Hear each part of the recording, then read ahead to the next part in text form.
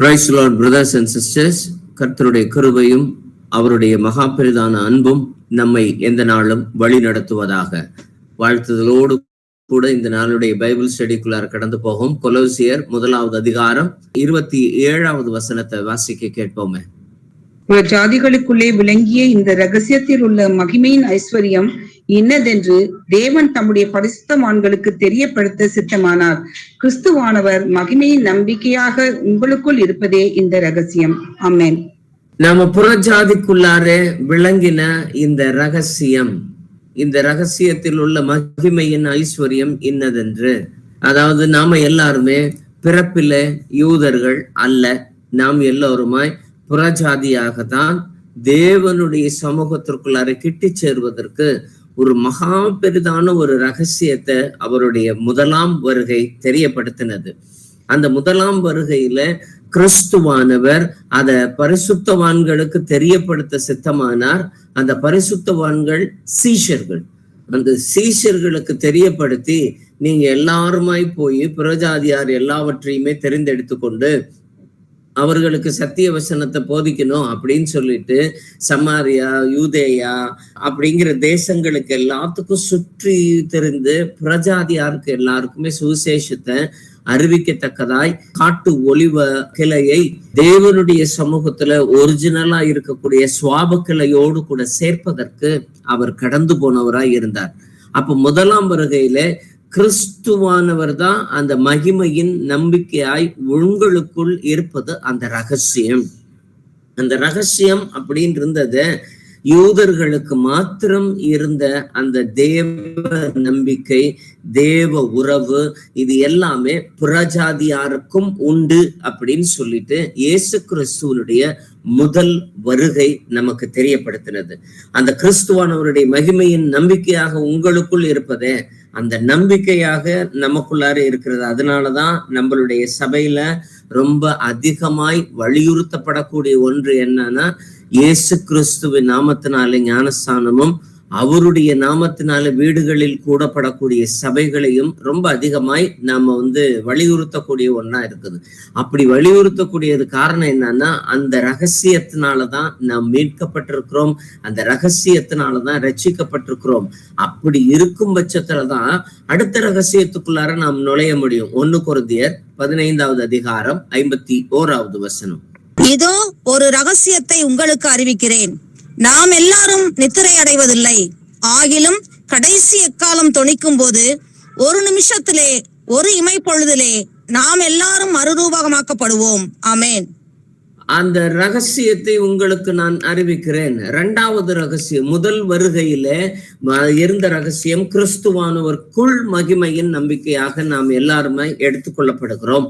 அப்படி எடுத்துக்கொள்ளப்படுகிற பொழுது கிறிஸ்துவோடு கூட இருப்பதற்கு மகிமையின் மறுரூபமாக்கப்படக்கூடிய ஒரு இமைப்பொழுதுல மறுரூபமாக்கப்பட்டு தேவனுடைய சமூகத்துல எடுத்துக்கொள்ளப்படக்கூடிய அந்த கடைசி எக்கால தொனிக்காய் காத்திருப்பது 2வது ரகசியமா இருக்கிறது. முதல் ரகசியம் அறிந்தவர்களாய் இருக்கும் பட்சத்திலே மாத்திரம்தான் 2வது ரகசியத்தில் பிரவேசிக்கக்கூடிய பாத்திரவான்களாய் இருக்க முடியும்.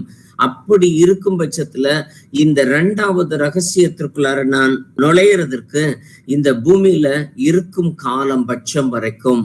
எபிரேயர் 2வது அதிகாரம் 10வது வசனம். ஏனென்றால் தமக்காகவும் தம்மாலேயும் சகலத்தையும் உண்டாக்கினவர் அநேகம் பிள்ளைகளை மகிமையில் கொண்டு வந்து சேர்க்கையில் அவர்களுடைய ரட்சிப்பின் அதிபதியை உபத்திரவங்களினாலே பூரணப்படுத்துகிறது அவருக்கு ஏற்றதா இருந்தது. ஆமென். அப்போ அந்த பூரணப்படுத்துறது ஏன்னா ஒரு நொடி பொழுதுல மறுரூபமாக்கப்படுவோம் அப்படிங்கிற 2வது ரகசியத்திற்காய், அந்த 2வது வருகைக்காய், அந்த ரகசியத்திலிருந்து நாம் கிடைக்கப்படக்கூடிய 1000 வருட அரசாட்சியினுடைய அந்த ஆளுகைக்காய் நாம் எல்லோருமாய் காத்திருக்கிறோம். அந்த காத்திருக்கக்கூடிய அந்த இமைப்பொழுதுல நாம் மறுரூபமாக்கப்படுவோம் அப்படின்னா கடைசியில நாம பார்த்துக்குவோம். எப்ப தேவன் நம்மளை மறுரூபமாக்குவாரோ அப்ப நாம அந்த அனுபவத்துக்குள்ளார நாம் கடந்து போவோம் அப்படின்னு சொல்லிட்டு நாம இன்னைக்கு வீண் அலுவற்காரர்களாய் தேவனுடைய சமூகத்துல சும்மாவே காத்திருக்கக்கூடியவர்களாய் இருக்கணும்ன்ற ஒரு எதிர்பார்ப்பை வேதம் நமக்கு வைக்கவில்லை. தம்மாலேயும் தமக்காகவும் தாமே, அதாவது அவராலே, அவருக்காக, அவரே நமக்காக வந்து இறங்கினார்.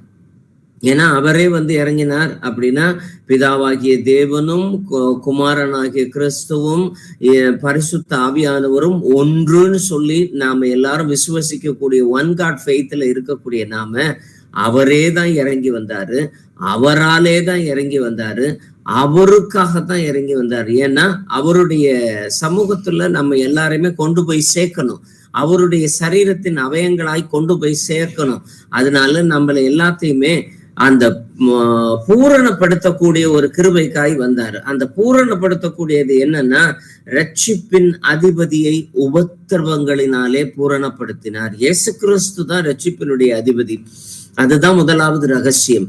அந்த ரட்சிப்பினுடைய அதிபதியை உபத்திரவங்களினாலே, அது பிசாசினாலே சோதிக்கப்படுகிறதா இருக்கட்டும், சிலுவை மரணமாய் இருக்கட்டும், அதற்கென்று பூமியிலே புதைக்கப்பட்ட நாட்களாய் இருக்கட்டும், இவைகள் எல்லாவற்றிலுமே அந்த ரட்சிப்பின் அதிபதியை உபத்திரவங்களினாலே பூரணப்படுத்தி அவருக்கேற்றதாய் இருந்தது. தேவனுடைய சமூகத்துல அது ஏற்றதாய் இருந்தது. இயேசு கிறிஸ்துவுக்கே இந்த நியமம் ஏற்றதாய் இருந்துச்சு அப்படின்னா நமக்கு எல்லாத்துக்குமே எப்படிப்பட்டதாய் இருக்கும் என்று சற்றே யோசித்து பார்ப்போமே.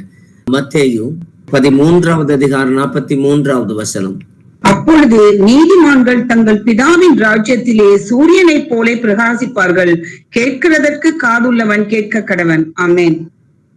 நாம தேவனுடைய ராஜ்யத்துல சூரியனை போல பிரகாசிப்பதற்கு ஏதோ ஒரு நாளையில திடீர்னு முளைக்கக்கூடிய விதத்துல நாம எல்லாரும் ராஜ்யத்துல சூரியனை போல பிரகாசிப்பதற்கான நியமத்தை கர்த்தர் வைக்கல.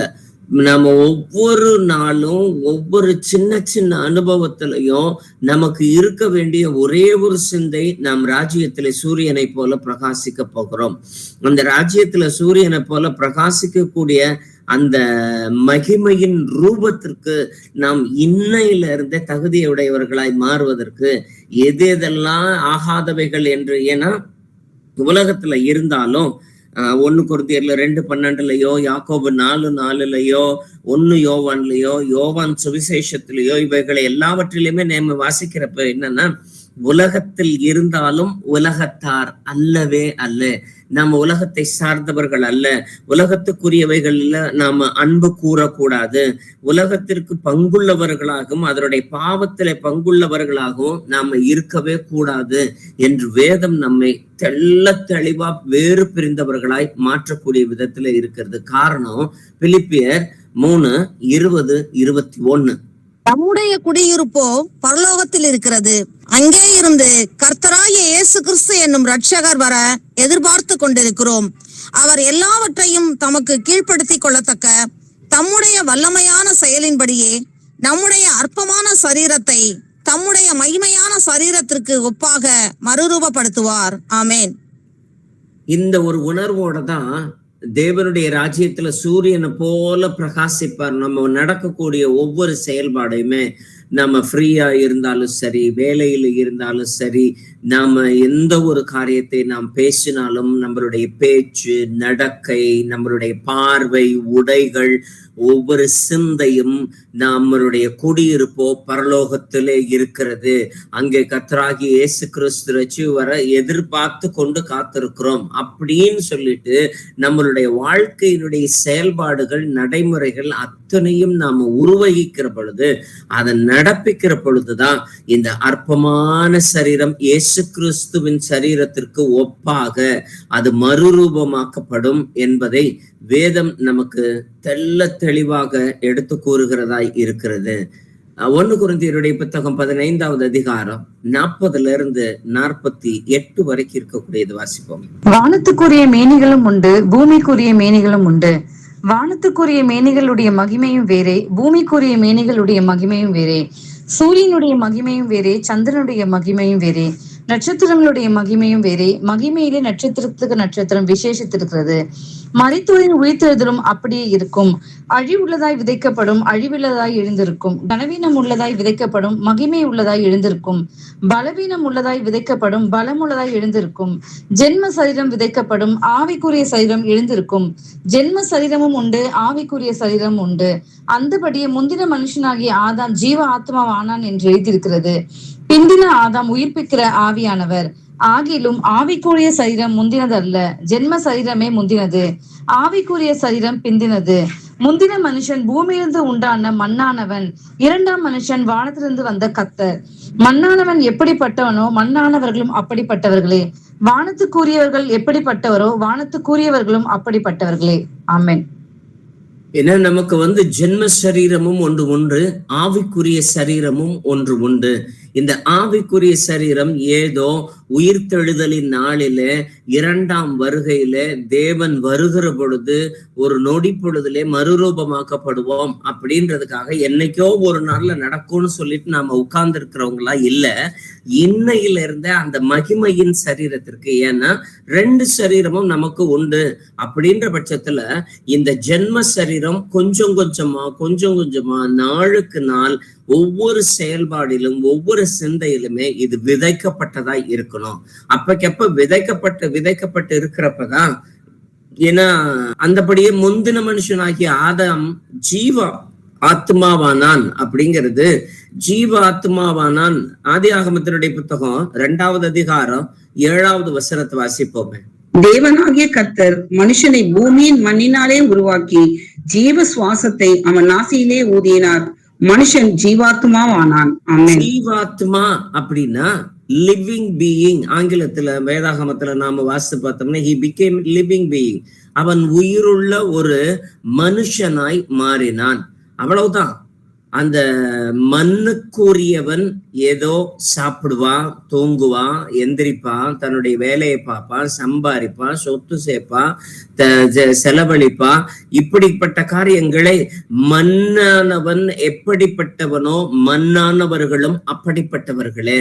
அப்போ நாம ஜீவாத்மாவா நாம இருந்த ஏதோ ஒரு உயிருள்ள ஆறறிவு படைத்த ஒரு மனிதனாய் நாம் இருப்போமே, ஆனால் நம்மளுடைய செயல்பாடுகள் நாம இப்ப செஞ்சுக்கிட்டு வரக்கூடிய எல்லாத்துக்குமே சரியாகும். அதுக்கு நாம இயேசு கிறிஸ்துவ அறிஞ்சிருக்கணும்ன்ற அவசியமே இல்லவே இல்லை. இயேசு கிறிஸ்துவை அறிந்தவர்கள் பிந்தின ஆதாமை அறிந்தவர்கள். அந்த பிந்தின ஆதாம் உயிர்ப்பிக்க கூடிய ஆவியானவர். அந்த பிந்தின ஆவிக்குரிய சரீரம் நம்மளுடைய சமூகத்துக்குள்ளார என்னைக்கு முளைப்பிக்க ஆரம்பிக்கிற, ஜென்ம சரீரம் விதைக்கப்பட்டு ஆவிக்குரிய சரீரம் முளைக்க ஆரம்பிக்கிறதோ, அப்போ வானத்துக்குரியவர்கள் எப்படிப்பட்டவர்களோ வானத்துக்குரியவர்களும் அப்படிப்பட்டவர்களே. அதுல நாம வளர ஆரம்பிப்போம். யோபு கூட சொல்றா, யோபு 30வது அதிகாரம் 23வது வசனம். சகல ஜீவாத்மாக்களுக்கும் குறிக்கப்பட்ட தாவரமாகிய மரணத்துக்கு என்னை ஒப்பு கொடுப்பீர் என்று அறிவேன். ஆமென். அவன் முளைக்கப்படக்கூடிய விதத்துல மரணத்தையே தாவரமாக தான் உருவகப்படுத்தியே சொல்றான். யோபு உருவகப்படுத்தி சொல்லக்கூடிய தாவரமாகிய மரணத்துக்கு என்னை ஒப்பு கொடுத்தீர் அப்படின்னா, மரணத்திலே ஒவ்வொருத்தரும் விதைக்கப்படணும். அந்த விதையானது முன்னாடியே பக்குவப்படணும். அந்த விதை சும்மா சாதாரணமான இலசா இருக்கக்கூடிய விதைகளோ அல்லது காயாம இருக்கக்கூடிய விதைகளோ அல்லது அந்த பக்குவம் எய்தாத விதைகளோ முளைப்பிப்பதற்கு தயாராக இருக்காது. உலகத்திலேயே நல்லா காய வச்சு நல்லா அந்த பக்குவப்படுத்தி அந்த ஏற்ற விதத்துல நல்ல முதிர்ந்த அந்த விதைகள் மாத்திரமே அது விருட்சமாய் வளர்வதற்கு, தாவரமாகிய மரணம் அப்படிங்கிறது, தாவரம் அப்படின்னா விதைக்கப்பட்டு திரும்ப வளர வேண்டிய ஒரு அதுக்காக ஜீவாத்மா நமக்குள்ளார விதைக்கப்படக்கூடியதா இருக்கிறது. அந்த ஜென்ம சரீரம் முந்தினதா இருந்தாலும் அது விதைக்கப்படக்கூடியதா இருந்து பிந்தின ஆவிக்குரிய சரீரம் வளரக்கூடிய விதத்துல நாம் ஒவ்வொரு நாளும் பக்குவப்படணும். அப்போ இந்த விதையானது நல்ல உஷ்ணத்துல அது வாட்டப்பட்டாலும் அது தாக்கு பிடிக்கக்கூடியதா இருக்கணும். அது ரொம்ப முதிர்ந்து போகக்கூடிய விதத்துல அதை செடியிலே விட்டு காய விட்டு அதுக்கப்புறமேட்டு தான் விதையானது எடுக்கப்படும். அப்படி அந்த விதையானது அந்த ஜென்ம சரீரம் எல்லா சூழ்நிலைகளையும் வறுத்தெடுக்கப்பட்டாலும் நாம அதுல எல்லாத்துலயுமே நாம் காத்து கொள்ளக்கூடியவர்களா. ஏன்னா வானத்துக்குரியவர்கள் எப்படிப்பட்டவர்களோ வானத்துக்குரியவர்களும் அப்படிப்பட்டவர்களே அப்படின்றப்போ வானத்துக்குரியவர் எப்படி இருந்தாரோ அப்படியேதான் வானத்துக்குரியவர் யாரு? இயேசு கிறிஸ்து இந்த பூமியில சோதிக்கப்பட்டோம். அவர் நம்மை போல ஒரு பாடுள்ள மனுஷனாய் இருந்தாலும் அவர் எல்லாத்திலையுமே வேறு பிரிந்தவராய் இருந்தார். இந்த உலகத்துல அவர் ஒத்த வேஷம் தெரியாமல் வேறு பிரிந்தவராய் இருந்தார். காரணம் எசேயா தீர்க்க தரிசன புத்தகம் 57வது அதிகாரம் 15வது வசனம். நித்தியவாசியும் பரிசுத்தர் என்கிற நாமம் உள்ளவருமாகிய மகத்துவமும் உன்னதமுமானவர் சொல்லுகிறார், உன்னதத்திலும் பரிசுத்த ஸ்தலத்திலும் வாசம் பண்ணுகிற நான் பணிந்தவர்களின் ஆவியை உயிர்ப்பிக்கிறதற்கும் நொறுங்கினவர்களின் இருதயத்தை உயிர்ப்பிக்கிறதற்கும் நொறுங்குண்டு பணிந்த ஆவி உள்ளவர்களிடத்திலும் வாசம் பண்ணுகிறேன். ஆமென்.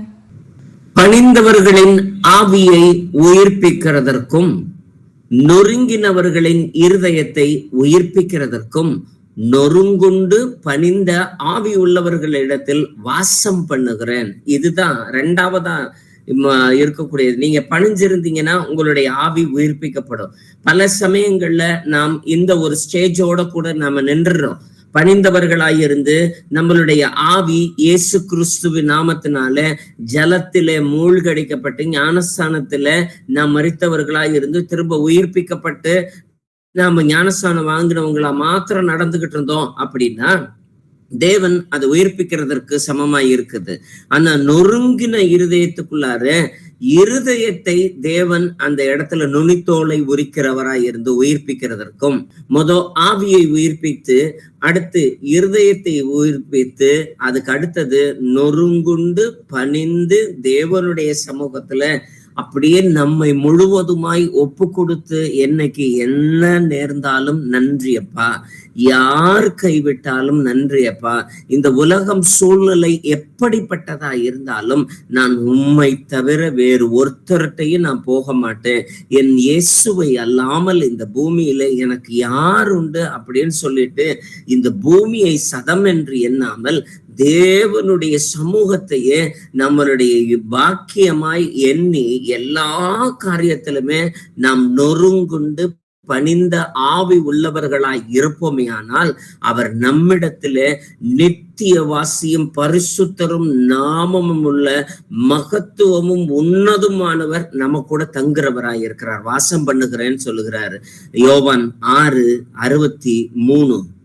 ஆவியே உயிர்ப்பிக்கிறது, மாம்சமானது ஒன்றுக்கும் உதவாது.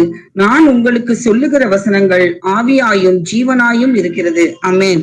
ஏன்னா இந்த உலகத்துல மாம்சத்தின் பூர்வமா பார்க்கக்கூடியதோ பசியோ வருத்தமோ வியாகுலமோ பெருமையோ பணமோ அந்தஸ்தோ இது எல்லாமே மாம்சம். அது எல்லாமே ஒன்றுக்கும் உதவாது. ஒரு நாள் இவைகள் எல்லாமே அழிந்து போகும். நீங்க எத்தனை பெரிய சொத்து வச்சிருந்தாலும் சரி, எத்தனை பெரிய அறிவு இருந்தாலும் சரி, எத்தனை பெரிய படிப்பு இருந்தாலும் சரி, எவ்வளவு பெரிய வைராக்கியங்கள் இருந்தாலும் சரி, அவைகள் எல்லாமே மாம்சமானது. அது ஒன்றுக்கும் உதவாது. ஆவியே உயிர்ப்பிக்க கூடியது. அப்போ ஒவ்வொரு நாளும் நாம் பேசக்கூடியது ஆவிக்குரிய விதத்துல பேசக்கூடியவர்களாய், நாம் ஆவிக்குரிய விதத்துல பார்க்கிறவர்களாய், ஆவிக்குரிய விதத்துல நடக்கிறவர்களாய், நம்மளுடைய காரியங்கள் எல்லாவற்றையுமே முடிய மாத்தினவர்களாய் இருக்கும் பொழுது அந்த வசனம் ஆவியாயும் ஜீவனாயும் நமக்கு எல்லா நாளத்திலும் நம்மளுடைய பாதைக்கு வெளிச்சமாயும் தீபமுமாயும் அவைகள் எல்லாமே மாறிவிடும். ஏன்னா 1 கொரிந்தியர் 2வது அதிகாரம் 13-15 வரைக்கும் இருக்கக்கூடிய வசனத்தை வாசிப்போமே. அவைகளை நாங்கள் மனுஷ ஞானம் போதிக்கிற வார்த்தைகளாலே பேசாமல் பரிசுத்த ஆவி போதிக்கிற வார்த்தைகளாலே பேசி ஆவிக்குரியவைகளை ஆவிக்குரியவைகளோட சம்பந்தப்படுத்தி காண்பிக்கிறோம். ஜென்ம சுவாபமான மனுஷனோ தேவனுடைய ஆவிக்குரியவைகளை ஏற்றுக்கொள்ளான். அவைகள் அவனுக்கு பைத்தியமாக தோன்றும். அவைகள் ஆவிக்கேற்ற பிரகாரமாய் ஆராய்ந்து நிதானிக்கப்படுகிறவைகளானதால் அவைகளை அறியவும் மாட்டான். ஆவிக்குரியவன் எல்லாவற்றையும் ஆராய்ந்து நிதானிக்கிறான், ஆனாலும் அவன் மற்றொருவனாலும் ஆராய்ந்து நிதானிக்கப்படான். ஆமென். நாம மற்றவனால ஆராய்ந்து நிர்ணயிக்கப்படாத ஒரு சந்தர்ப்பம் இருக்கக்கூடிய வரைக்கும் நீங்கள் சந்தோஷப்படக்கூடியவர்களாய் இருக்க வேண்டிய நிலையில இருக்கிறோம். ஏன்னா ஆவிக்குரியவனை மற்றவர்கள் யாராலுமே நிதானிக்க முடியாது. காரணம், ஒவ்வொரு விஷயத்திலையுமே நாம உலகத்தை உலக பொருள் மீதோ உலகத்தினுடைய காரியத்தின் மீதோ மிகுந்த பற்றோ ஆவலோ ஆசையோ எல்லாத்தையுமே கொண்டு உலக சினிமா, சீரியலு, டிராமா எதுவா இருந்தாலும் அவ்வளவு ஆர்வமா இருந்து எல்லாத்துலயுமே ஒரு பெரிய ஒரு ஆடம்பரமான சபைகளை நம்பியோ ஆடம்பரமான வார்த்தைகளை நம்பியோ அலங்காரம் நிறைந்த பிரசங்கங்களை நம்பியோ இவைகள் எல்லாத்தையுமே காத்திருக்கக்கூடிய இந்த சூழ்நிலையில வெறும் வசனத்தை மட்டும் ஆராய்ந்து நாம் காத்திருக்கிறோம் என்றால் ஆவிக்குரியவன் எல்லாவற்றையும் ஆராய்ந்து நிதானிக்கின்றான். அந்த சூழல்ல நாம உட்கார்ந்து இருக்கிறோம். நம்மளுடைய காரியத்தை ஒருத்தனாலையுமே நம்மளால புரிஞ்சுக்க முடியாது. ஏன் இவங்க எல்லாருமே நிக்கிறாங்க, ஏன் இப்படி எல்லாமே செய்யறாங்க, இப்படி ஒவ்வொரு சில விஷயங்களுக்கு செலவு பண்றாங்க, ஒரு சில விஷயங்களுக்கு செலவு பண்ணவே மாட்டேங்கிறாங்க அப்படின்னு சொல்லிட்டு அவனுடைய காரியங்கள் எல்லாமே நிதானிக்கப்பட முடியாத அளவிற்கு நாம் பரிசுத்தத்தை ஒவ்வொரு நாளும், ஏன்னா உலகத்திற்கு ஒத்த வேஷம் தரிச்சிட்டு நம்ம இருந்தோம்னா நம்மளை நிதானிச்சிருவாங்க. சரி, இவங்க இப்படிதான், இவங்களுக்கு ஒரு சில லஞ்சம் எல்லாம் கொடுத்தா இவங்களெல்லாம் சரி பண்ணிக்கலாம், ஒரு சில காரியங்களை இவங்களுக்கு புகழ்ந்து பேசினா இவங்க கிட்ட சனுசரிச்சிடலாம் அப்படின்னு சொல்லி நிதானிச்சிட்டோம் அப்படின்னா நாம் ஆராய்ந்து நிதானித்து அறிகிறவர்களாய் இல்லைன்னு அர்த்தம். 1 யோவான் 3வது அதிகாரம் 2-3 வசனத்தை வாசிப்போமே. பிரியமானவர்களே, இப்பொழுது தேவனுடைய பிள்ளைகளாய் இருக்கிறோம், இனி எவ்விதமா இருப்போம் என்று இன்னும் வெளிப்படவில்லை. ஆகிலும் அவர் வெளிப்படும் போது அவர் இருக்கிற வண்ணமாகவே நாம் அவரை தரிசிப்பதனால் அவருக்கு ஒப்பாய் இருப்போம் என்று அறிந்திருக்கிறோம். அவர் மேல் இப்படிப்பட்ட நம்பிக்கை வைத்திருக்கிறவன் எவனும் அவர் சுத்தமுள்ளவராய் இருக்கிறது போல தன்னையும் சுத்திகரித்துக் கொள்ளுகிறான். ஆமென். அவர் சுத்தமுள்ளவராய் நான் பரிசுத்தர் ஆகையால் நீங்களும் பரிசுத்தராய் இருங்கள். அப்ப அவர் சுத்தமுள்ளவராய் இருக்கிறது போல தன்னையும் சுத்திகரித்துக் கொள்ளுகிறான். ஒவ்வொரு நாளும் இயேசு கிறிஸ்து எப்படி சுத்தமா இருந்தாரோ இந்த பூமியில வாழ்றப்ப 33 ஆண்டுகளும் அவருடைய எல்லா காரியம் மரண பரியந்தம் வரைக்கும் சுத்தமா இருந்தார். எல்லா காரியத்திலுமே அவர் பரிசுத்தத்தை காத்து கொண்டவராய் இருந்தார். ஏன்னா அவர் இருக்கிற வண்ணமாகவே நாம எப்படி இருப்போம்ன்றது மட்டும் தெரியவே கிடையாது. அது என்ன மாதிரி இருப்போம், இயேசு கிறிஸ்து போல கதவு பூட்டப்பட்டிருந்தாலும் நம்மளால கடந்து போகக்கூடிய விதத்துல இருக்கிறதோ, அல்லது விழா எலும்ப காட்டி இந்த இதுக்குள்ளார கையை விட்டு பாரு, எனக்கு ஆணி பாய்ந்த கரங்களுக்குள்ளார கையை போட்டு பாரு அப்படின்னு சொல்ற அளவுக்கு நாம இருக்கக்கூடிய நம்மளுடைய மேனி ஆவிக்குரிய விதத்துல இருக்குமோ இதெல்லாம் நமக்கு தெரியாது. ஆனா எப்படி தெரியும், அவர் எப்படி வர்றாரோ, அவர் என்னது வெண்மையும் சிகப்புமானவர், அழகுமானவர், சௌந்தரியம் உள்ளவர், அவருடைய கேசங்கள் இப்படி இருக்கும், அவருடைய பிரகாசம் இப்படிப்பட்டதா இருக்கும், கண்ணு கூசுற லெவலுக்கு இருக்கும், எல்லாத்தையும் சொல்லியிருக்காங்களா. அவர் எப்படி இருந்தாலும் சரி, அவர் எப்படி இருக்கிறாரோ, இயேசு கிறிஸ்து எப்படி இருக்கிறாரோ அப்ப நான் அப்படியே நானும் மாறிடுவேன் அப்படின்னு சொல்லி விசுவசிக்க கூடிய நம்பிக்கை வைத்திருக்கக்கூடிய 2ஆம் வருகைக்கு எதிர்பார்த்து கொண்டிருக்கக்கூடிய ஒவ்வொருத்தரும் அவர் சுத்தமுள்ளவராய் இருக்கிறது போல தம்மையும் சுத்திகரித்து கொள்ளக்கூடிய ஒரு கட்டாயமான ஒரு சூழல்ல இருக்கிறோம். ஏன்னா யோவான் 17:5, பிதாவே, உலகம் உண்டாகிறதற்கு முன்னே உம்மிடத்தில் எனக்கு உண்டாகியிருந்த மகிமையினால் இப்பொழுதும் நீர் என்னை உம்மிடத்திலே மகிமைப்படுத்தும். ஆமென். ஏன்னா இயேசு கிறிஸ்துவுக்கு உண்டாயிருந்த மகிமை ஏதோ இந்த பூமியில 4000 வருஷத்துக்கு அப்புறமேட்டு பிறந்ததுக்கு அப்புறமேட்டு புதுசா உண்டாகல, 2000 வருஷத்துக்கு முன்னாடிதான் உண்டானது இல்ல. அந்த மகிமை உலக தோற்றத்திற்கு முன்னாலிலிருந்தே உண்டான மகிமை. அந்த மகிமைய இப்பொழுதும் நீர் உம்மிடத்திலே மகிமைப்படுத்தும். அந்த எப்படி முன்னாடி இருந்துச்சோ அதே மகிமையில படுத்தும் அப்படின்னு சொல்லி இயேசு கிறிஸ்து ஜெபிக்கிறது யாருக்காக அப்படின்னா நமக்காக. அவர்கிட்ட இருந்த அனாதி தீர்மானத்தின்படியே அனந்த ஞானத்தின்படியே உண்டாக்கப்பட்டிருக்கக்கூடிய எல்லா மகிமையையும் நமக்குள்ளாரே மகிமைப்படுத்தக்கூடிய விதத்துல தேவன் இறங்கி வர வல்லவராய் இருக்கிறார். அப்படிப்பட்ட ஒரு தகுதிக்குள்ளார நாம போகணும்னா ஒவ்வொரு நாளும் ஒவ்வொரு படிநிலையும் ஒவ்வொரு காரியத்திலையுமே தேவனுக்கென்று பரிசுத்தம் உள்ளவர்களாய் நாம் சுத்தம் உள்ளவர்களாய் நாம மாறிக்கிட்டே போகணும். நேத்து பேசின பேச்சுல காட்டிலும் இன்னைக்கு பேசுற பேச்சுல சுத்தம் உள்ளவர்களா இருக்கணும். நேத்து பார்த்த பார்வையை விட இன்னைக்கு பார்க்கிற பார்வை இன்னும் பரிசுத்தம் உள்ளதா இருக்கணும். நேத்தைக்கு இருக்கக்கூடிய நீதியை காட்டிலும் இன்னைக்கு இருக்கக்கூடிய நீதி இன்னும் அதிகமாய் இருக்க தேவன் எதிர்பார்க்கிறவராய் இருக்கிறார். 1 கொரிந்தியர் 3:6. புது உடன்படிக்கையின் ஊழியக்காரராய் இருக்கும்படி அவரே எங்களை தகுதியுள்ளவர்களாக்கினார். அந்த உடன்படிக்கை எழுத்திற்கு உரியதாய் இராமல் ஆவிக்குரியதாய் இருக்கிறது. எழுத்து கொல்லுகிறது, ஆவியோ உயிர்ப்பிக்கிறது. ஆமென். நீங்க வெறும் வேதாகமத்தை மட்டும் வாசிச்சுட்டு எழுத்த மாத்திரம் நாம பாக்குறவர்களா இருந்தோம்னா எழுத்து கொல்லக்கூடிய விதத்துலதான் இருக்கும். ஆனா அந்த எழுத்த அந்த ஆவிக்குரிய அர்த்தத்தோடு ஆராய்ந்து மகிமைக்குள்ளாரே நாம் ஆவிக்குரிய விதத்திலே ஒவ்வொரு வசனத்தையும் நாம் எடுக்கிற பொழுது அந்த எழுத்து ஆவியாய் மாறுகிறது. அந்த ஆவியோ உயிர்ப்பிக்க கூடியதா இருக்கிறது. அப்போ அந்த ஆவியை எவ்வளவு நாம் சம்பாதித்து வைக்கிறோமோ அவ்வளவு உயிர்ப்பிற்கு உரிமையாளர்களாய் நாம் மாறுகிறோம். 2 கொரிந்தியர் 3:8. ஒழிந்து போகிற மகிமையுடைய அந்த ஊழியம் அப்படிப்பட்ட மகிமை உள்ளதாய் இருந்தால் ஆவிக்குரிய ஊழியம் எவ்வளவு அதிக மகிமை உள்ளதாய் இருக்கும். ஆமென். அப்போ நாம சொல்றோம், இந்த உலகத்துல இருக்கக்கூடிய சபைகள் எல்லாவற்றை காட்டிலும் இந்த சபை ஆவிக்குரிய சபை, தேவன் எதிர்பார்க்கக்கூடிய சபை, அப்போஸ்தலிக்க சபை, நாம இவ்வளவெல்லாம் சொல்றோம். அப்போ ஒழிந்து போகிற ஊழியத்துல அவங்க அவ்வளவு மகிமையா வச்சிருக்கிறாங்க, அவ்வளவு குளோரியஸா எங்க சபைக்குன்னு சொல்லி அவ்வளவு செய்யக்கூடிய விதத்துல இருக்கிறாங்க.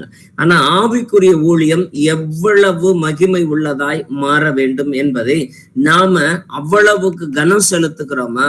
இன்னும் சொல்ல போனா கட்டட சபையில இருந்தப்பையோ காணிக்கை சபையில இருந்தப்பையோ நாம் செய்த ஜெபங்கள் கூட இப்பொழுது குறைந்திருக்கிறது. நாம போட்டிருந்த முழங்கால்களும் நாம வைத்திருந்த உபவாசங்களும் நாம சொன்ன துதிகளும் தேவனுடைய சமூகத்துல அப்படி உற்சாகமா படித்த பைபிள்களும் ஓடி ஓடி காசை கொடுத்து ஊழியம் செஞ்சு அப்படியெல்லாம் செய்த காலங்கள் எல்லாமே கொஞ்சம் ஓய்ந்து போயிருக்கக்கூடிய ஆத்துமாக்களே, ஆவிக்குரிய ஊழியம் எவ்வளவு மகிமை உள்ளதா இருக்க வேண்டும். அப்பவே நீங்க அவ்வளவு செஞ்சிருக்கிறீங்க அப்படின்னா இப்ப நீங்க எவ்வளவு செய்யணும் என்பதை ஆவியானவர் உங்களுடைய சமூகத்துல இப்பொழுது கேட்கிறவராய் இருக்கிறார். அதனால அந்த ஊழியம் எவ்வளவு மகிமை உள்ளதா இருக்குது அப்படின்னு சொல்லிட்டு அறிந்திருந்தோம் என்றால் அதுக்கு தக்கன நாம எப்பொழுதும் சந்தோஷமா இருப்போம். 1 தெசலோனிக்கர் 5வது அதிகாரம் 16-24 வரைக்கும் இருக்கக்கூடியது வாசிப்போமே. எப்பொழுதும் சந்தோஷமாய் இருங்கள், இடைவிடாமல் ஜெபம் பண்ணுங்கள், எல்லாவற்றிலேயும் ஸ்தோத்திரம் செய்யுங்கள். அப்படி செய்வதே கிறிஸ்து இயேசுவுக்குள் உங்களை குறித்து தேவனுடைய சித்தமாய் இருக்கிறது. ஆவியை அவித்து போடாதிருங்கள், தீர்க்க தரிசனங்களை அற்பமா எண்ணாதிருங்கள். எல்லாவற்றையும் சோதித்து பார்த்து நலமானதை பிடித்துக் கொள்ளுங்கள். பொல்லாங்காய் தோன்றுகிற எல்லாவற்றையும் விட்டு விலகுங்கள். சமாதானத்தின் தேவன் தாமே உங்களை முற்றிலும் பரிசுத்தமாக்குவாராக. உங்கள் ஆவி, ஆத்துமா, சரீரம் முழுவதும் நம்முடைய கர்த்தராகிய இயேசு கிறிஸ்து வரும்போது குற்றமற்றதாய் இருக்கும்படி காக்கப்படுவதாக. உங்களை அழைக்கிறவர் உண்மை உள்ளவர், அவர் அப்படியே செய்வார். ஆமென். எதையுமே நாம அற்பமாய் எண்ணாதபடிக்கு எல்லாத்துக்கும் சந்தோஷப்படணும், எல்லாத்துக்கும் ஜெபிக்கணும், எல்லாத்துக்கும் ஸ்தோத்திரம் சொல்லணும். ஏன்னா இயேசு கிறிஸ்து அப்படிதான் செய்யறதுக்கு அவர் சித்தம் வச்சிருக்கிறார். உம்முடைய சித்தம் எதுவோ அதை செய்யறதுக்கு தான் நாம எல்லாமே இருக்கிறோம். ஆனா இது எல்லாத்துலயுமே சோதித்து பார்த்து தயவு செய்து நலமானதை பிடித்து கொள்ளுங்கள். இன்னைக்கு நாம தினைக்கும் உட்கார்ந்து 8 மணி ஆனா ஆன்லைனில் செய்தி கேட்கறத காட்டிலும் நாம அந்த செய்திகளை எல்லாவற்றையும் சோதித்து பார்த்து அதுல எதெல்லாம் நலமானதாய் இருக்கிறதோ அந்த நலமானதை பிடித்து கொள்ள நாம் பிரயாசப்படுகிற பொழுது, ஏன்னா முற்றிலும் நம்மை பரிசுத்தமாக்குவதற்கு தேவன் தயாரா இருக்கிறார். முற்றிலும் நம்ம இந்த மாம்சத்துக்குரிய சரீரத்தை ஆவிக்குரிய சரீரமாய் மாற்றுவதற்கு அவர் முற்றுமுடிய தயாரா தான் இருக்கிறார். அதனால உங்களை அழைக்கிறவர் உண்மை உள்ளவர். அவர் வாக்கு பண்ணினார்னா மாறவே மாட்டார், அப்படியே செய்வார். ஆனா அதுக்கு தகுதி உள்ளவர்களாய் நம்ம மாற்ற வேண்டியதுதான் நம்மளுடைய கடமையா இருக்கிறது. கலாத்தியர் 6வது அதிகாரம் 1வது வசனம். சகோதரரே, ஒருவன் யாதொரு குற்றத்தில் அகப்பட்டால் ஆவிக்குரியவர்களாகிய நீங்கள் சாந்தமுள்ள ஆவியோடே அப்படிப்பட்டவனை சீர்பொருந்த பண்ணுங்கள். நீயும் சோதிக்கப்படாதபடிக்கு உன்னை குறித்து எச்சரிக்கையாயிரு. ஆமென். ஏன் இது ரெண்டையுமே சேர்த்து சொல்றாங்க அப்படின்னா, பல சமயங்கள்ல வீட்டுல இருக்கக்கூடிய பிள்ளைகளையோ கணவனையோ உடன்பிறப்புகளையோ திருத்துறேங்கிற பேர்ல இவர்கள் சோதிக்கப்பட்டு போய்கொண்டே இருக்கிறாங்க. ஏன்னா மாம்சபூர்வமாய் பிரச்சனைகளை அணுகிற சமயத்துல ஒரு நல்ல ஒரு என்னது கோபம், வார்த்தைகளுடைய மீறுதல்கள், இது எல்லாத்துலயுமே இருந்து நாம நீயும் சோதிக்கப்படாதபடிக்கு உன்னை குறித்து எச்சரிக்கையாயிரு. இது ஆவிக்குரிய சரீரம், நான் வாழ்றது ஆவிக்குரிய வாழ்க்கை, நான் சார்ந்திருக்கிறது ஆவிக்குரிய சபை, எவ்வளவு மேன்மைக்குரியதா இருக்கிறது. நாம் வாசிக்கக்கூடிய வேதாகமத்தினுடைய வார்த்தைகள் ஆவிக்குரியது, அது உயிர்ப்பிக்கக்கூடியது, அது எழுத்தாய் அல்ல. நியாயப்பிரமாணம் போல வெறும் எழுத்தாய் இருந்துச்சுன்னா அது கொல்லக்கூடியதா இருக்கும். நாம் வாசிக்கக்கூடிய புதிய ஏற்பாட்டினுடைய வசனங்கள் எல்லாமே, வேதாகமத்தினுடைய வசனங்கள் எல்லாமே ஆவிக்குரிய அர்த்தத்தோடு கூட நாம் வாசிக்கிற பொழுது அது நம்மை உயிர்ப்பிக்க கூடியதா இருக்கும். அதனால ஒவ்வொருத்தரையும் சீர்பொருந்த பண்றேன்னு சொல்லிட்டு நான் சோதிக்கப்படாதபடிக்கு, ஏன்னா இன்னைக்கு கையில பைபிள் எடுத்தவங்க எல்லாருமே அடுத்தவங்களை சீர்பொருந்த பண்ண வைக்கிறேன், அடுத்தவங்களை நியாயம் தீர்க்கிறேன், அடுத்தவங்களை என்னது, ஏன்னா வசனத்தின்படி நியாயம் தீர்க்கலாம்னு சொல்லிட்டு நமக்கு உண்டு. அதன்படி நாம நியாயத்தை இருக்கிறேன்னு சொல்லிட்டு அவங்களுடைய தப்பிதங்களை கண்டிச்சு போடுறேன் அப்படி இப்படின்னு சொல்லிட்டு நாம பேசக்கூடிய பின்னாடி பேசக்கூடிய அத்தனையிலையுமே நாம் சோதிக்கப்படாதபடிக்கு உன்னை குறித்து நீ எச்சரிக்கையாய் இரு. பின்னாடி பேசுறதா இருந்தாலும் சரி, முன்னாடி திட்டுறதா இருந்தாலும் சரி, சீர்பொருந்த பண்றேன்ற விதத்துல நாம எடுக்கக்கூடிய நடவடிக்கை எல்லாவற்றிலுமே சாந்தமும் சத்தியமும் நிறைவாய் இருக்க வேண்டும். நீயும் சோதிக்கப்படாதபடிக்கு உன்னை குறித்து எச்சரிக்கையாயிரு. கொலோசியர் 1:9. இது நிமித்தம் நாங்கள் அதை கேட்ட நாள் முதல் உங்களுக்காக இடைவிடாமல் ஜெபம் பண்ணுகிறோம். நீங்கள் எல்லா ஞானத்தோடும் ஆவிக்குரிய விவேகத்தோடும் அவருடைய சித்தத்தை அறிகிற அறிவினாலே நிரப்பப்படவும். ஆமென். ஏன்னா பவுல் தன்னுடைய சபையாருக்காக ஜெபிக்கிறப்போ எப்படி ஜெபிக்கிறான் அப்படின்னா, அவங்களுக்கு எல்லாத்துக்கும் ஆசீர்வாதம் வேணும், அது வேணும், இது வேணும்னு ஜெபிக்கிறத காட்டிலும் ஆவிக்குரிய ஆதி அப்போஸ்தலிக்க சபையில இதுதான் அவர்களுடைய ஜெபமா இருந்துச்சு. எல்லா ஞானத்தோடும் ஆவிக்குரிய விவேகத்தோடும் அவருடைய சித்தத்தை அறிகிற அறிவிலும் நிரப்பப்பட வேண்டும். தேவனுடைய சித்தத்தை அறிகிறது அப்படின்னா சாந்தமுள்ள ஆவியோடு கூட தான் இருக்கிறது. நாம அவருக்கு உரிய காரியங்கள் எல்லாத்தையுமே நலமானதை பிடிச்சுக்கிட்டு தேவனுடைய இயேசு கிறிஸ்துவுக்குள்ளார நாம கொலோசியர்ல இப்ப கொஞ்ச நேரத்துக்கு முன்னாடி தான் நாம வாசித்தோம். கொலோசியர் 5:16 வாசித்தோம். எல்லாவற்றிற்கும் சோத்திரம் செய்வதே, அப்படி செய்வதே கிறிஸ்து இயேசுவுக்குள் உங்களை குறித்து தேவனுடைய சித்தமாய் இருக்கிறோம். என்ன நேர்ந்தாலும் நன்றி சொல்லுங்கள், இடைவிடாது ஜெபியுங்கள், எப்பொழுதும் சந்தோஷமா இருங்கள், எல்லாவற்றிற்கும் சோத்திரம் செய்யுங்கள். இது எல்லாமே நமக்கு நல்ல மனப்பாடமா தெரியும். ஆனா செய்கிறோமா அப்படின்றப்போ அது கொஞ்சம் கேள்விக்குறியாதான் மாறுது. ஏன்னா நீங்கள் எல்லா ஞானத்தோடும் ஆவிக்குரிய விவேகத்தோடும் அவருடைய சித்தத்தை அறிகிற அறிவில நிரப்பப்படணும் அப்படின்னு சொல்லிட்டு கொலோசை பட்டணத்துக்காக பவுலு ரொம்ப அதிகமா ஜெபம் பண்றான். இன்னைக்கு உரிய சபையும் இன்னைக்கு இருக்கக்கூடிய மூப்பர்களும் சபைக்காக ஜெபிக்கக்கூடியது இவைகளே. எல்லாருமே ஆவிக்குரிய விவேகத்தோடு நடந்துக்கணும். எல்லாருக்கும் தேவனை அறியக்கூடிய அறிவு, அந்த சித்தத்தை அறியக்கூடிய அறிவுல இருக்கணும். எல்லா ஞானத்தோடும் செயல்பட வேண்டும் என்று தேவன் விரும்புகிறது. பவுல் விரும்புகிறதை போலவே இந்த சபையும் உங்களை குறித்து விரும்புகிறதாய் இருக்கிறது. யாத்திராகமம் 8:25.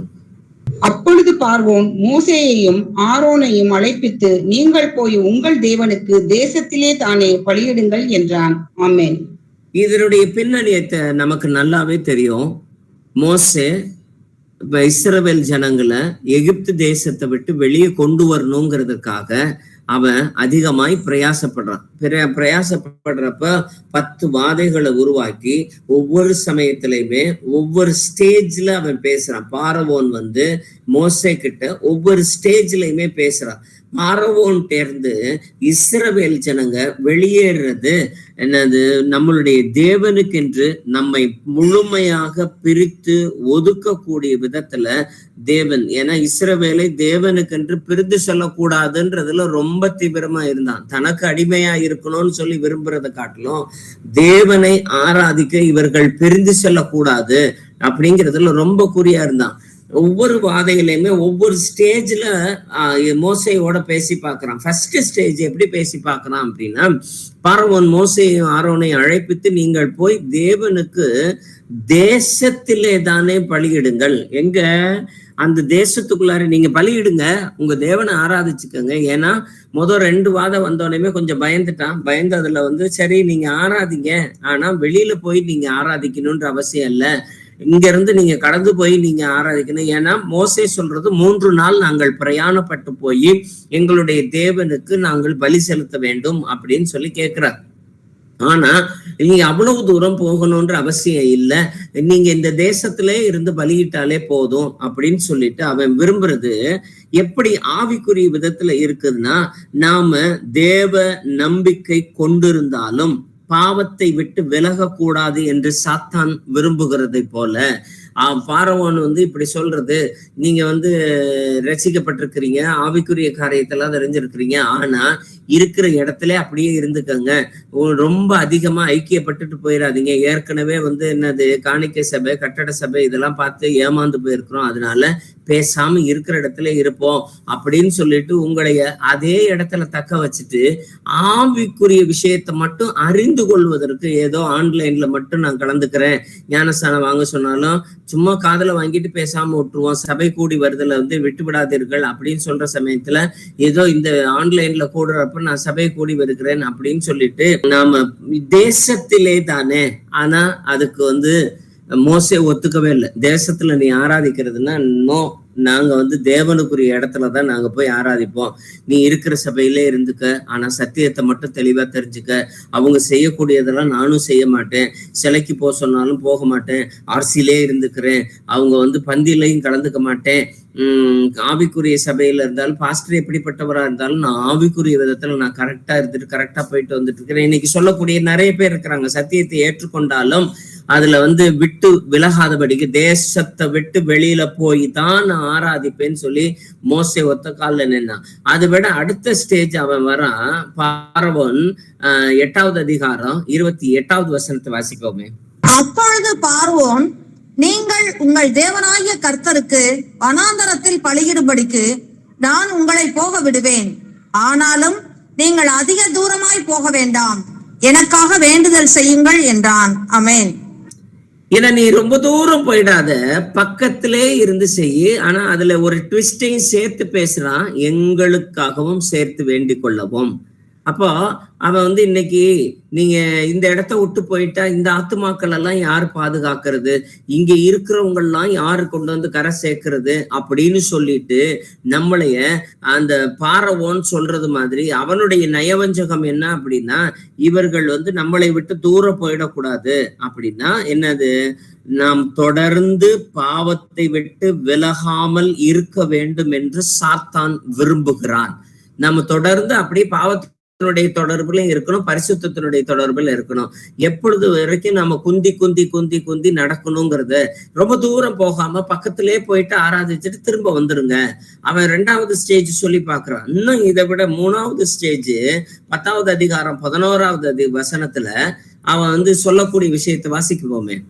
அப்படி வேண்டாம், புருஷராகிய நீங்கள் போய் கர்த்தருக்கு ஆராதனை செய்யுங்கள், இதுதானே நீங்கள் விரும்பி கேட்டது என்று சொன்னான். அவர்கள் பார்வோன் சமூகத்தில் நின்று துரத்தி விடப்பட்டார்கள். ஆமென். இதுதானே நீங்கள் கேட்டது, நாங்க போகணும். ஏன்னா ஆராதனைக்கு போக போறது பெண்கள்லாம் யாருமே போறது கிடையாது, அவங்க கூடாரத்துலதான் அவங்க இருக்க போறது. அந்த ஆராதனைக்கு தேவாலயத்துக்குள்ளார போக போறது ஆண்கள் மட்டும்தான்.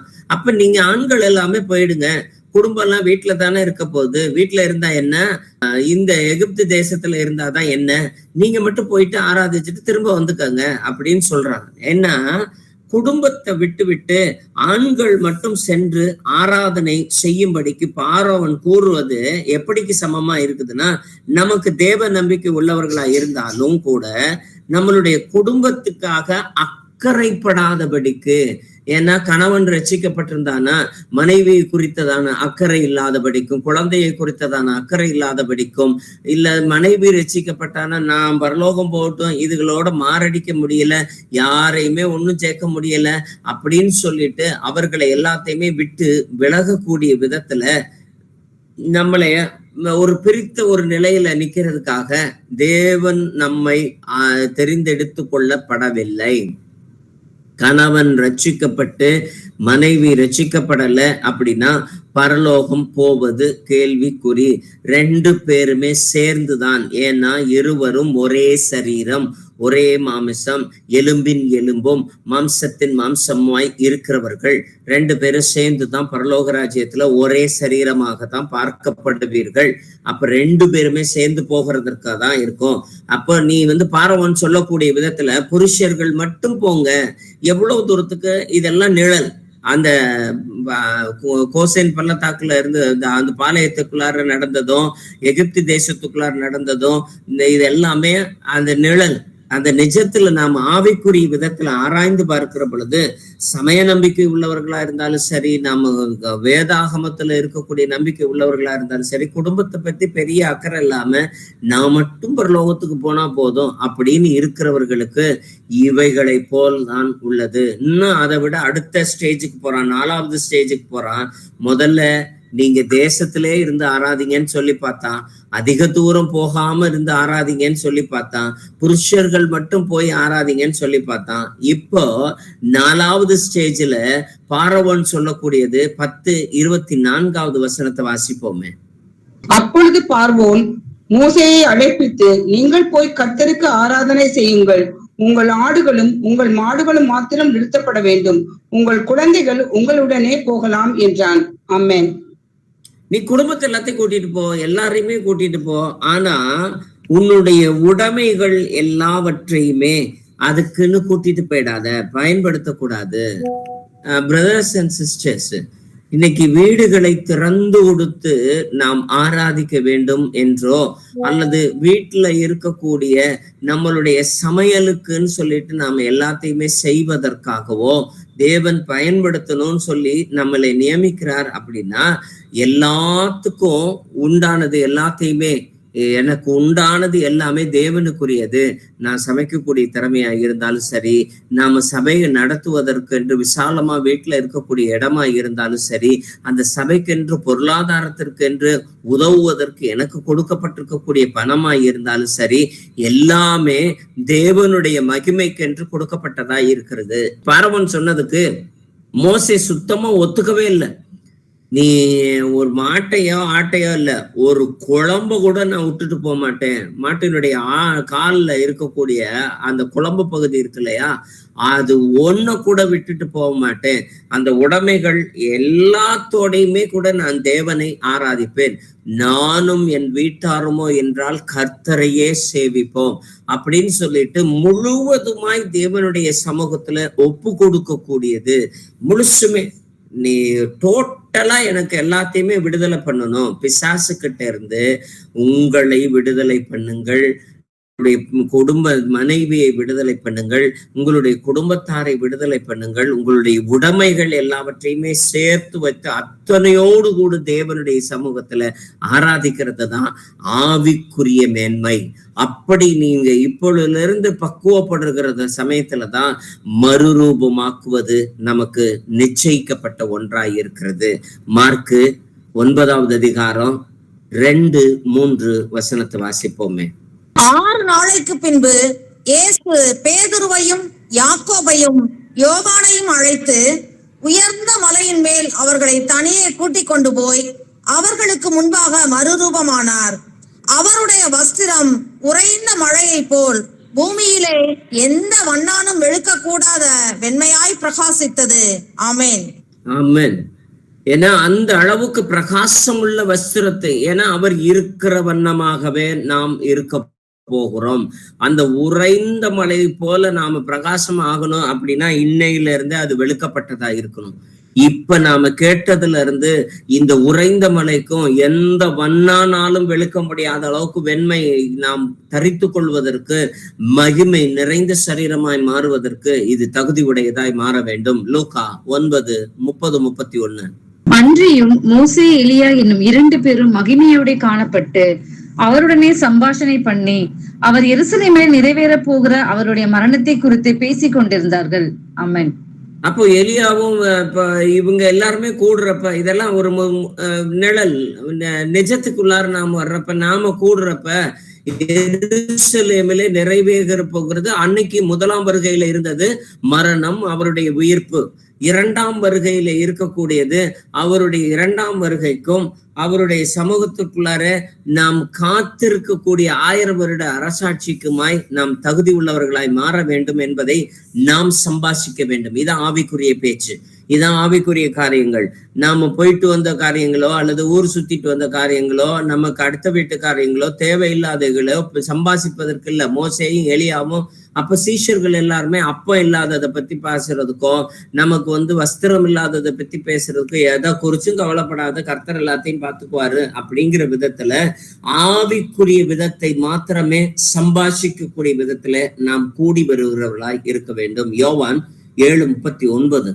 நம்மை விசுவாசிக்கிறவர்கள் அடைய போகிற ஆவியை குறித்து எப்படி சொன்னார்? இயேசு இன்னும் மகிமைப்படாதிருந்தபடியினால் பரிசுத்த ஆவி இன்னும் அருளப்படவில்லை. அவர் மகிமைப்படாத சமயத்துல பரிசுத்த ஆவி அருளப்படல. இப்போ மகிமைப்பட்டு இருக்கிறார், அதனால பரிசுத்த ஆவியானவர் அருளப்பட்டு இருக்கிறார். அந்த பரிசுத்த ஆவியினுடைய செயல்பாடுகள் அதிகமாய் நாளுக்கு நாள் நம்மளுடைய வாழ்க்கையில புதிதாக்கப்படக்கூடிய விதத்துல தெரிந்து கொள்ளப்பட ஒவ்வொருத்தர்ட்டையுமே நடக்கணும். யோவான் 12:28-33 வரைக்கும் வாசிக்கலாம். பிதாவே, உமது நாமத்தை மகிமைப்படுத்தும் என்றார். அப்பொழுது மகிமைப்படுத்தினேன், இன்னமும் மகிமைப்படுத்துவேன் என்கிற சத்தம் வானத்திலிருந்து உண்டாயிற்று. அங்கே நின்று கொண்டிருந்து அதை கேட்ட ஜனங்கள் இடிமுழக்கம் உண்டாயிற்று என்றார்கள். வேறு சிலர் தேவதூதன் அவருடனே பேசினான் என்றார்கள். இயேசு அவர்களை நோக்கி, இந்த சத்தம் என் நிமித்தம் உண்டாகாமல் உங்கள் நிமித்தமே உண்டாயிற்று. இப்பொழுதே இந்த உலகத்துக்கு நியாய தீர்ப்பு உண்டாகிறது. இப்பொழுதே இந்த உலகத்தின் அதிபதி புறம்பாக தள்ளப்படுவான். நான் பூமியிலிருந்து உயர்த்தப்பட்டிருக்கும் போது எல்லாரையும் என்னிடத்தில் இழுத்துக் கொள்ளுவேன் என்றார். தாம் என்ன விதமான மரணமாய் மரிக்க போகிறார் என்பதை குறிக்கும்படி இப்படி சொன்னார். ஆமென். அப்போ அவர் இன்ன விதமாய் எல்லாத்தையுமே ஈர்த்து கொள்ளுவேன் அப்படின்னு சொல்லிட்டு அவர் சொல்றதுக்கு, இந்த சத்தம் என் நிமித்தம் உண்டாகாமல் உங்கள் நிமித்தமே உண்டாயிருக்கிறது. ஏன்னா இருக்கிறவ எல்லாருமே இயேசு கிறிஸ்துவனுடைய மகிமையை பார்க்கல, இயேசு கிறிஸ்துவனுடைய மகிமை இன்னதென்று உணரல, அப்போ அவர்களுக்கு வெளிப்படல. ஆனா இன்னைக்கு நமக்கு எல்லாமே திருஷ்டாந்தமாய் வெளியரங்கமாய் இருக்கிறதுனால எல்லாத்தையுமே என்னிடத்தில் இழுத்துக்கொள்வேன்னு சொல்லிட்டு பூரணமாய் நாம் விசுவசிக்கிறதுனால அவரோட வெண்மையா எந்த வண்ணானாலையுமே வெளுக்க முடியாத அளவுக்கு வெண்மையான வஸ்திரத்தை நாம் தரித்து கொள்ள போகிறோம் என்று நாமோ அல்லது வரப்போகிற காரியத்தை குறித்து தீர்க்க தரிசனமாய் சம்பாஷிக்கிறவர்களாய் இருக்கிறோம் அப்படிங்கிறதுனாலயோ, இது எல்லாத்திலையுமே தேவன் ஆவிக்குரிய விதத்துல நம்மை புடமிடக்கூடிய விதத்துல நம்மை காண்கிறவராய் இருக்கிறார். மத்தேயு 16:27. மனுஷகுமாரன் தம்முடைய பிதாவின் மகிமை பொருந்தினவராய் தம்முடைய தூதரோட கூட வருவார். அப்பொழுது அவனவன் கிரியைக்கு தக்கதாக அவனவனுக்கு பலனளிப்பார். ஆமென். புதுசாலாம் அவர் நியாய தீர்ப்பு எழுத போறதில்ல. நீங்க இந்த பூமியில வாழக்கூடிய நாட்கள்ல உங்களுடைய கிரிகைக்கு எப்படி கிரியைகள்லாம் இருந்துச்சு, என்னென்னலாம் இருந்துச்சு, ஏதோ தெரியாத நாட்கள்ல இருக்கக்கூடிய கிரியைகள்ல நம் மீறி போயிருந்தாலும் அறிந்த நாட்கள்ல அதற்கு தக்கதனவாய் கிரியைகளை ரொம்ப அதிகமாய் பெருகக்கூடிய விதத்துல நம்மளுடைய செயல்பாடுகள் அத்தனையுமே, சிந்தனைகள், செயல்பாடுகள், பேச்சு, பார்வை, எல்லா பழக்க வழக்கத்தையுமே ஆவிக்குரிய விதத்துல நான் மாற்றுகிற பொழுது நம் கிரிகைக்கு ஏற்ற பலனை பெறுவதற்கு தேவன் நம்மை நிச்சயித்தவராய் இருக்கிறார். ரோமர் 8:17. நாம் பிள்ளைகளானால் சுதந்திரருமாமே, தேவனுடைய சுதந்திரரும் கிறிஸ்துவுக்கு உடன் சுதந்திரம் ஆமே. கிறிஸ்துவுடனே கூட நாம் மகிமைப்படும்படிக்கு அவருடனே கூட பாடுபட்டால் அப்படி ஆகும். ஆமென். அப்போ நம்ம ஆவிக்குரிய விதத்துல நடக்கணும் அப்படின்னா கொஞ்சம் பாடுபட்டு தான் ஆகணும். ஏன்னா இயேசு கிறிஸ்து ஒரு யூதனாய் இருந்தும் யூதர்களுடைய முறைமைகள் எல்லாவற்றையுமே சாடுகிறவரா தான் இருந்தார். நாம வேலை பார்க்கக்கூடிய இடத்துல மற்றவங்களை போல நாமளும் ஒரு எம்ப்ளாயா இருந்தாலும் ஆனா மற்றவர்களை சாடுவர்கள் போலதான் நாம இருக்க வேண்டிய கட்டாயத்துல இருக்கிறோம். அப்போ அதன் நிமித்தமாய் வரக்கூடிய பாடுகளாய் இருந்தாலும் சரி, நாம் சபைக்குள்ளாரே இருக்கக்கூடிய பாடுகளாய் இருந்தாலும், நாம் இயேசு கிறிஸ்துவை ஏற்றுக்கொண்டதுனால பல விதயங்கள்ல நாம தாழ்ந்து போகக்கூடிய விதத்துலதான் இருக்குது, விட்டு கொடுத்து போக வேண்டியதா தான் இருக்குது, இறங்கி போக வேண்டியதா தான் இருக்குது, நாம பணிஞ்சு போக வேண்டியதா தான் இருக்குது, நாம பரிதாபத்துக்குரியவர்களா தான் எண்ணப்படக்கூடியவர்களா, இதெல்லாம் பாடு. கிறிஸ்துவரோட மகிமைப்படணும்னு சொல்லி விருப்பப்பட்டா அவருடனே கூட பாடுபடுறதுக்கு நம்ம தயாராக வேண்டிய ஒரு கட்டாயம் வேதம் எதிர்பார்க்கக்கூடியதாய் இருக்கிறது. 2 தீமோத்தேயு 2வது அதிகாரம் 10வது வசனம். ஆகையால் தெரிந்து கொள்ளப்பட்டவர்கள் கிறிஸ்து இயேசுவினால் உண்டான ரட்சிப்பை நித்திய மகிமையோட பெற்றுக்கொள்ளும்படி சகலத்தையும் அவர்கள் நிமித்தமாக சகிக்கிறேன். ஆமென். அப்போ தீமோத்தேயு கிட்ட எழுதுறப்போ என கிறிஸ்துவினால் உண்டான ரட்சிப்பை நித்திய மகிமையோடு பெற்றுக்கொள்ளும்படிக்கு சகலத்தையும் அவர்கள் நிமித்தமாக சகிக்கிறேன். எல்லாருமே குடும்பத்துல ஒருத்தர் ரட்சிக்கப்பட்டிருந்தீங்கன்னா போதுங்க, மீதி இருக்கிறவங்களை எல்லாத்தையுமே சகலத்தையுமே அவர்கள் நிமித்தமாக நீங்க சகிக்கிற சமயத்துல எல்லாத்தையுமே ஆவிக்குரிய விதத்துல ஆராய்ந்து பார்த்து நிதானிக்கிறவர்களாய் இருக்கும் பட்சத்துல தேவன் அவைகள் எல்லாவற்றையுமே பூரணப்படுத்துகிறவராய் இருக்கிறார். உன் நிமித்தம் உன்னுடைய வீட்டார் அனைவரும் ரட்சிக்கப்படக்கூடிய விதத்துல தேவ வல்லமை பெருகக்கூடிய விதத்துல இருக்கிறதா இருக்கிறது. 1 பேதுரு 5வது அதிகாரம் 1வது வசனம். உங்களில் உள்ள மூப்பருக்கு உடன் மூப்பனும் கிறிஸ்துவின் பாடுகளுக்கு சாட்சியும் இனி வெளிப்படும் மகிமைக்கு பங்காளியுமாய் இருக்கிற நான் புத்தி சொல்லுகிறது என்னவென்றால். ஆமென். அப்ப இதெல்லாம் மூப்பர்களில் உடன் மூப்பரும் கிறிஸ்துவின் பாடுகளுக்கு சாட்சியும் வெளிப்படும் மகிமைக்கு பங்காளி. இந்த பங்காளி ஆகணும்னு சொல்லி விருப்பப்பட்டோம் அப்படின்னா கிறிஸ்துவனுடைய பாடுகளுக்கு சாட்சி நம்மளுடைய வாழ்க்கை சொல்லணும், நம்மளுடைய ஒவ்வொரு செயல்பாடும் சொல்லணும், நம்மளுடைய ஒவ்வொரு காரியத்திலையுமே அதுக்கு சாட்சி சொல்லிதான் ஆகணும். ரோமர் 8:18. ஆதலால் இக்காலத்து பாடுகள் இனி நம்மிடத்தில் வெளிப்படும் மகிமைக்கு ஒப்பிடத்தக்கவைகள் அல்லவென்று எண்ணுகிறேன். ஆமென். நீங்க ஈஸியா சொல்லிடலாம் பிரதர், ஆவிக்குரிய விதத்துல எல்லாருமே நடக்கணும், எல்லாத்தையும் விட்டு கொடுத்து போகணும், எல்லாத்துலயும் சகிச்சிருக்கணும், எல்லாத்துலயுமே நம்ம ஒரு ட்ரேட் மார்க், ஆவிக்குரிய ட்ரேட் மார்க் எல்லாத்துலயுமே பார்க்கணும், இதெல்லாம் ஈஸியா சொல்லிடலாம். ஆனா நாங்க படுற பாடு எப்படிப்பட்ட பாடா இருக்கும் அப்படின்னா, இருக்கு பாடுகள் உண்டுன்னு தான் என்னது, என் நிமித்தம் உங்களுக்கு பாடுகள் உண்டு அப்படின்னு சொல்லிதான் வேத வசனம் சொல்லுது. நாங்க ஒவ்வொரு விஷயத்திலையும் கூனி குறுகி போய் நிக்க வேண்டியதா இருக்கு. சொந்தக்காரங்களுக்கு மத்தியில ஒரு விசேஷத்துக்கு போகாம போனா அவங்க பேசுற பேச்சுக்கு ஏச்சுக்கு நாங்க ஆளாக வேண்டியதா இருக்கு. எதுவா இருந்தாலும் பரவாயில்ல, இக்காலத்தின் பாடுகள் நீங்க அனுபவிக்கக்கூடிய மகிமைக்கு ஒப்பிடத்தக்கவையா அல்ல. அது ரொம்ப பெருசு. வரப்போகிற மகிமை நமக்கு ரொம்ப ரொம்ப பெருசு. அந்த ஜென்ம சரீரம் இப்படித்தான் விதைக்கப்படணும், அப்பத்தான் மகிமைக்குரிய சரீரம் உயிர்ப்பிக்கப்படக்கூடியதா இருக்கும். 2 கொரிந்தியர் 4:17. மேலும் காணப்படுகிறவைகள் அல்ல, காணப்படாதவைகளை நோக்கி இருக்கிற நமக்கு அதி சீக்கிரத்தில் நீங்கும் லேசான நம்முடைய உபத்திரவம் மிகவும் அதிகமான நித்திய கனமகிமை உண்டாக்குகிறது. ஆமென். அப்போ நீங்க பெரிய கஷ்டம்னு நினைக்க கூடியது எல்லாமே ரொம்ப நாங்க இதெல்லாம் சிரமப்பட்டு கொண்டு வந்துகிட்டு இருக்கிறோம் பிரதர், ரொம்ப கஷ்டப்படுறோம் பிரதர் அப்படின்னா எதை நீங்க சொன்னீங்கனாலுமே லேசான உபத்திரவம் தான் வேதம் சொல்லுது. இந்த லேசான உபத்திரவம் இதெல்லாம் இயேசு கிறிஸ்துவனுடைய பாடுக்கோ அல்லது நமக்கு முற்பிதாக்கள் எல்லாருமே நம்மளால சிங்கத்தினுடைய கபியில கொண்டு போய் எல்லாம் உட்கார வைக்கல, இது அக்னி சூளக்குள்ளாரெல்லாம் கொண்டு போய் உட்கார வைக்கல. சும்மா ஏதோ நம்ம சபையில இருக்கக்கூடிய 4 பேர் ஏச்சும் பேச்சும் 4 பேர் பேசக்கூடியது, இதுக்கெல்லாம் மத்தியில தான் நம்மளை உட்கார வச்சிருக்கிறார். அக்கம் பக்கத்துல இருக்கிறவங்க எல்லாருமே கேள்வி கேட்கிற மாதிரி வச்சிருக்கிறார். இந்த லேசான உபத்திரவங்கள் எல்லாமே நித்திய கன மகிமையை உண்டாக்கக்கூடியதா இருக்கின்றப்ப இவைகள் எல்லாமே நமக்கு மகிழ்ச்சி தரக்கூடியதா இருக்கும். அப்பதான் எல்லாவற்றிலுமே நம்மளால சந்தோஷமா இருக்க முடியும். எபேசியர் 1:18. தாம் நம்மை அழைத்ததினாலே நமக்கு உண்டாகியிருக்கிற நம்பிக்கை இன்னதென்றும் பரிசுத்தவான்களிடத்தில் தமக்கு உண்டாகியிருக்கிற சுதந்திரத்தினுடைய மகிமையின் ஐஸ்வர்யம் என்னதென்றும். ஆமென். அப்போ இதான் அந்த சுதந்திரத்தினுடைய மகிமையின் சுதந்திரத்தினுடைய இது சாதாரணமானதல்ல, ஐஸ்வர்யம் அவ்வளவு அதிகமானதாய் இருக்கிறதுனால மிகப்பெரிய ஒரு ஐஸ்வர்யத்தினுடைய அந்த ரகசியத்திற்குள்ளார நாம் கடந்து போகக்கூடியவர்களா இருக்கிறோம். அதனால இக்காலத்தினுடைய பாடுகள் எல்லாமே நித்திய கன மகிமை கொண்டு வரக்கூடியதா இருக்கும். 1 பேதுரு 1:6-7. இதிலே நீங்கள் மிகவும் சந்தோஷப்படுகிறீர்கள் என்றாலும் துன்பப்பட வேண்டியது அவசியமானதால் இப்பொழுது கொஞ்ச காலம் பலவிதமான சோதனைகளினாலே துக்கப்படுகிறீர்கள். அழிந்து போகிற பொன் அக்கினியினாலே சோதிக்கப்படும். அதை பார்க்கிலும் அதிக விலையேற பெற்றதா இருக்கிற உங்கள் விசுவாசம் சோதிக்கப்பட்டு இயேசு கிறிஸ்து வெளிப்படும் போது உங்களுக்கு புகழ்ச்சியும் கனமும் மகிமையும் உண்டாக காணப்படும்.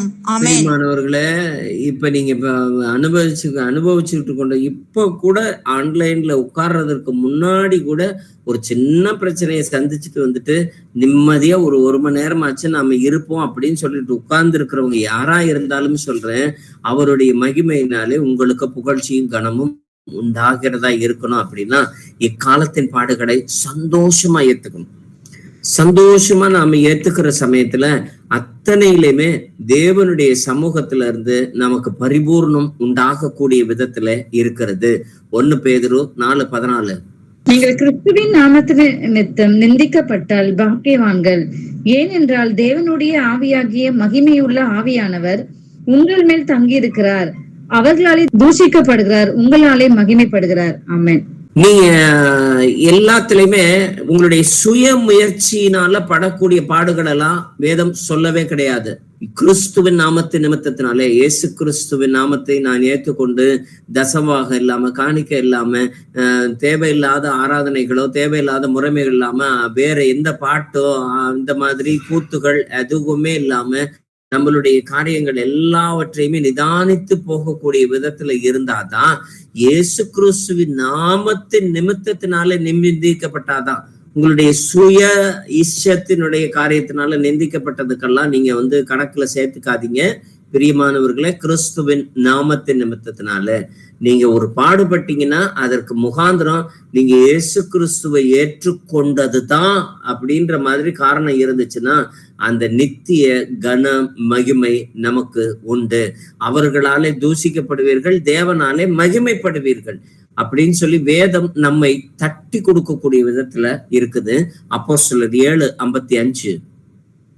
அவர் பரிசுத்த ஆவியினாலே நிறைந்தவனாய் வானத்தை அண்ணாந்து பார்த்து தேவனுடைய மகிமையையும் தேவனுடைய வலது பார்சத்தில் இயேசுவானவர் நிற்கிறதையும் கண்டு. ஆமென். அவ்வளவு மகிமைக்குரிய காரியத்தை நாம் அடைய போகிறவர்களாய் இருக்கிறோம். அப்படின்னா இந்த உலகத்தின் இக்காலத்தினுடைய பாடுகள் லேசான உபத்திரவம், லேசான காரியமாய் மாறிடும். அவ்வளவுத்திலையும் தேவனுடைய மகிமைக்கென்று எல்லாவற்றையுமே சுகமான சுமைகளாய் மாற்றிக்கொள்ளக்கூடிய விதத்துல அந்த சுமைகளை சுமக்கிற பொழுது, சந்தோஷமா சுமக்கிறவர்களாய் நாம் மாறுகிற பொழுது, தேவன் நாம் படுகிற பாடுகளை குறித்து கொஞ்சமும் பயப்படாதபடிக்கு நம்மளை எல்லாத்தையுமே உயர்த்தக்கூடிய விதத்துல இருக்கிறார். வெளிப்படுத்தின விசேஷம் 2:10. நீ படப்போகிற பாடுகளை குறித்து எவ்வளவும் பயப்படாதே. இதோ நீங்கள் சோதிக்கப்படும் பொருட்டாக பிசாசானவன் உங்களில் சிலரை காவலில் போடுவான். 10 நாள் உபத்திரவப்படுவீர்கள். ஆகிலும் நீ மரண பரியந்தம் உண்மையாயிரு, அப்பொழுது ஜீவ கிரீடத்தை உனக்கு தருவேன். ஆமென். ஒண்ணு இயேசு கிறிஸ்து வரணும், இல்லைன்னா நான் இயேசு கிறிஸ்துவ போகணும். 2 நடக்கக்கூடிய விஷயம் வரைக்குமே உண்மை உள்ளவர்களாய் இருக்க தேவன் நம்மை இந்த நாளிலே அழைக்கிறவராய் இருக்கிறார். அதனால கடைசியா வெளிப்படுத்தின விசேஷம் 19வது அதிகாரம் 11-12. பரலோகம் திறந்திருக்க கண்டேன். இதோ ஒரு வெள்ளை குதிரை காணப்பட்டது. அதன் மேல் ஏறி இருந்தவர் உண்மையும் சத்தியமும் உள்ளவர் எண்ணப்பட்டவர். அவர் நீதியாய் நியாயம் தீர்த்து யுத்தம் பண்ணுகிறார். அவருடைய கண்கள் அக்கினி ஜுவாலையை போல் இருந்தன. அவருடைய சிரசின் மேல் அநேக கிரீடங்கள் இருந்தன. அவருக்கே அன்றி வேறொருவருக்கும் தெரியாத ஒரு நாமமும் எழுதியிருந்தது. ஆமென். அந்த நாமம் இயேசு கிறிஸ்து. அநேக கிரீடங்கள் உண்டு, அதுல ஒரு கிரீடம் உங்களுக்குரியதாய் இருக்கிறது. இதை காதுள்ளவன் கேட்க கடவட்டும் என்று ஆவியானவர் பேசுகிறார். அதனால நம்மளுடைய வாழ்க்கைய ஆவிக்குரிய விதத்துல மாற்றி மாம்சத்துக்குரிய வாழ்க்கைகள் எல்லாவற்றையுமே நாம் விதைத்தவர்களாய் ஒவ்வொரு நாளும் மறுரூபமாக்கப்பட்டவர்களாய் வாழ ஆவியானவர் இந்த நாளிலே அழைக்கிறார். நாம் நம்மையே மாற்றி பரிசுத்தமுள்ள மகிமைக்கென்று தயார்படுத்துவோம். ஆமென். யாராச்சும் ஒருத்தர் இந்த நாளினுடைய பைபிள் ஸ்டடிக்கு ஏற்ப ஜெபம் பண்றதுக்கு உடனடியா மைக் ஆன் பண்ணிக்கங்க. ஸ்தோத்திரங்க தாவே, துதிக்கிற ஆண்டவரே, ஸ்தோத்திரிக்கிறேன். பரிசுத்தர், தூயவர், இரக்கமுள்ளவர், நல்லவர், நேற்றும் இன்றும் என்றும் மாறாத என் அன்பு தெய்வமே, ஸ்தோத்திரிக்கிறங்க தாவே, துதிக்கிறேன். ஒருவருமாய் சேரக்கூடாத ஒளியில் வாசம் பண்ணுகிற கர்த்தராகிய இயேசு கிறிஸ்துவே, கர்த்தாவே, இந்த அருமையான இந்த வேளைக்கா ஸ்தோத்திரம். பகலெல்லாம் எங்களை கண் மணி போல பாதுகாத்தேரே, கோடி ஸ்தோத்திரம். எஸ்பா, இவ்வளவு நேரம் அவருடைய வார்த்தை குறித்து ஆண்டவரே ஒவ்வொரு வார்த்தையும் எங்களுக்கு பிரோஜனமான இந்த நாட்களில் கொடுத்தபடியால் கொடான கூடி ஸ்தோத்திரம். ஆண்டவரே, வரும் காலையிலே நாங்கள் எல்லாரும் விழிப்புள்ளவராய் இருந்து ஆண்டவரே கர்த்தாவே ஜாக்கிரதையாய் ஆண்டவரே காலத்தை ஒவ்வொன்றும் கடந்து போக ஆண்டவரே நாங்கள் பிரோஜனமாய் கிடத்த எங்களுக்கு உதவி செய்யுங்க. ஆண்டவரே இந்த கேட்ட ஒவ்வொரு செய்தியும் பிரோஜனமாய் எங்களுக்கு கொடுத்தபடியால் உங்களுக்கு கொடான கோடி ஸ்தோத்திரம். ஆண்டவர் இந்த செய்து கொடுக்க தாசனை மறைத்து வெளிப்பட்டேரே, கோடி ஸ்தோத்திரம். அவங்களை ஆசீர்வதிங்க, அவங்களை பலப்படுத்து, அவங்க தேவையெல்லாம் சந்திங்க. ஏசப்பா ஸ்தோத்திரம். அப்படியே செய்யுங்க. நாளை கூட போற அந்த வீட்டு கூடுகை எங்களை ஆசீர்வதிங்க. எங்கெங்கு கூடுகிற ஒவ்வொரு கூட்டம் ஆண்டவரை ஆசீர்வதித்து தர வேண்டுமாய் கஞ்சிருங்க தாவே ஸ்தோத்திரம். பெரிய காரியங்களை செய்ய மீதியான ஆவியான பொறுப்படுத்திக் கொள்ளுங்க, துதிகனம் எடுத்துக் கொள்ளுங்க.